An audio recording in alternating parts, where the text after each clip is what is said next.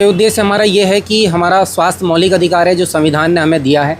बीते दिनों पूर्व सैनिक ने चौखुटिया से एक आंदोलन शुरू किया था जो प्रदेश भर में सुर्खियों का विषय बना, ऑपरेशन स्वास्थ्य। लेकिन ये सिर्फ चौखुटिया के ही नहीं बल्कि उत्तराखंड के किसी भी नागरिक को स्वास्थ्य का मौलिक अधिकार उसका सुरक्षित नहीं है।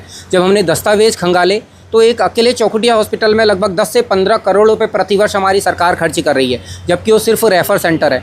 इसी क्रम में जब हम आगे बढ़े, भिकियासैंण और सुयालबाड़ी और अन्य जगह हमने जब सामुदायिक स्वास्थ्य केंद्र की डिटेल निकाली तो अब हम इस निष्कर्ष पर पहुँचे हैं कि हम अपनी राज्य सरकार को चैलेंज करते हैं कि IPHS के जो मानक है उसके तहत उत्तराखंड का एक भी सामुदायिक स्वास्थ्य केंद्र प्रदेश के अंदर वो दिखा दें। दूसरा, हमारा ये कहना है कि सिर्फ हमें एक हल्ला नहीं करना प्रदेश के अंदर, हम एक समाधान भी चाहते हैं। तो उत्तराखंड की सरकार अब एक राइट टू हेल्थ बिल भी लेकर विधानसभा में आए। जो हमारा मौलिक अधिकार असुरक्षित है, आप हमें इलाज दीजिए। उत्तराखंड के प्रत्येक नागरिक को उसका इलाज मिले, वो उसका मौलिक अधिकार है। अस्पताल फिर चाहे सरकारी हो या निजी, क्योंकि इसलिए भी हम ये बात कह रहे हैं, सरकार भी और प्रशासनिक अधिकार भी समय समय पर हमें ये बताते आए हैं कि उत्तराखंड में विशेषज्ञ चिकित्सकों की कमी है। तो ये सरकार का एक झूठ है कि उत्तराखंड के अंदर विशेषज्ञ नहीं है। उत्तराखंड के अंदर विशेषज्ञों की कमी है, लेकिन वो सिर्फ सरकारी अस्पतालों में। उत्तराखंड के निजी अस्पतालों में विशेषज्ञ हैं।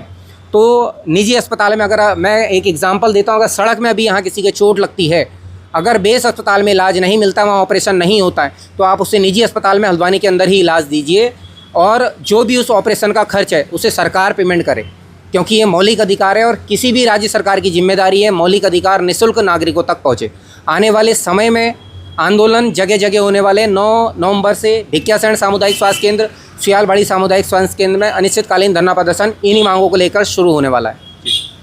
तो ये धन सिंह जी जो कह रहे हैं वो मुझे बड़ा दुर्भाग्यपूर्ण लगा। धन सिंह जी ये कह रहे हैं पहले डॉक्टर मरीज जो है डॉक्टरों को ढूंढते थे, आज मरीज जो है मरीजों को डॉक्टर ढूंढ रहे हैं। मैं धन सिंह जी से कहना चाहता हूं, आप अस्पतालों में आके देखिए। इस बयान के बाद लोग आपको ढूंढ रहे हैं कि ये बयान देने वाला व्यक्ति कौन था। उसे पद्मश्री देने की मांग लोग कर रहे हैं, क्योंकि अस्पतालों की हालत बहुत जीर्ण शीर्ण है।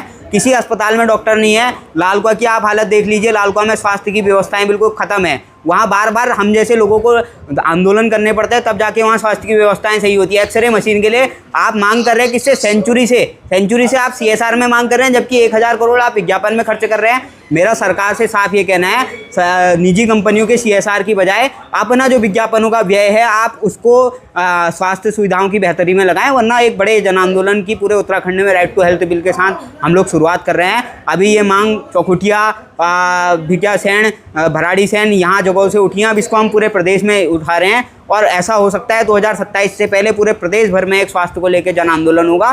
तो आपसे उससे पहले ही निवेदन है कि आप इस बिल को जो हम आपको दे रहे हैं इसको बतौर एक्ट लाएं और अपनी जो कुर्सी है 2027 में अगर आप चाहते हैं बचे, तो आप स्वास्थ्य का जो मौलिक अधिकार है वो हमें दें, नहीं तो जनता एक जन आंदोलन करने के लिए बाध्य रहेगी।